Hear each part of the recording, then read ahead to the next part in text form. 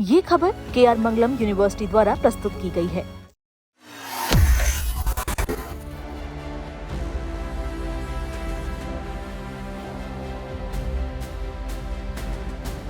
तपती गर्मी से परेशान लोगों के लिए आखिरकार राहत की बड़ी खबर सामने आ गई।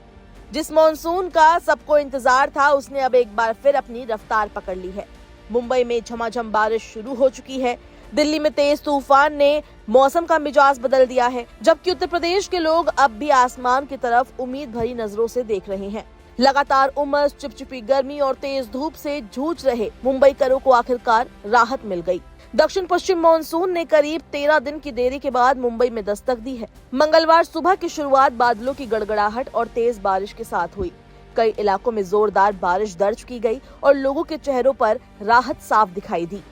मुंबई में मानसून की सामान्य एंट्री 10 जून के आसपास मानी जाती है, लेकिन इस बार मानसून ने लोगों का इंतजार बढ़ा दिया। हालांकि राहत की बात ये रही कि बारिश के बावजूद शहर की रफ्तार पूरी तरह नहीं थमी। सड़क यातायात थोड़ा प्रभावित जरूर हुआ, लेकिन लोकल ट्रेनें और बस सेवाएं सामान्य रूप से चलती रहीं। बारिश का सबसे ज्यादा असर मध्य मुंबई के कुछ इलाकों में देखने को मिला। नायर अस्पताल क्षेत्र में सबसे अधिक वर्षा रिकॉर्ड की गई। वहीं मुंबई को पानी उपलब्ध कराने वाली झीलों के जल ग्रहण क्षेत्रों में भी अच्छी बारिश हुई। इससे आने वाले दिनों में जल भंडारण की स्थिति मजबूत होने की उम्मीद है। अब बात करते हैं राजधानी दिल्ली की। मंगलवार दोपहर मौसम ने अचानक ऐसी करवट ली कि लोग हैरान रह गए। सुबह तक तेज धूप और चुभती गर्मी, दोपहर बाद अचानक काले बादल छा गए और देखते ही देखते तेज धूल भरी आंधी चलने लगी। आंधी की रफ्तार इतनी तेज थी कि पालम क्षेत्र में हवा की गति 91 किलोमीटर प्रति घंटे तक पहुंच गई। कई इलाकों में दृश्यता तेजी से घट गई और लोगों को दिन में ही रात जैसा माहौल महसूस होने लगा। आंधी के बाद हुई बारिश ने तापमान में भी गिरावट दर्ज कराई। कुछ इलाकों में तापमान लगभग 15 डिग्री तक नीचे आ गया।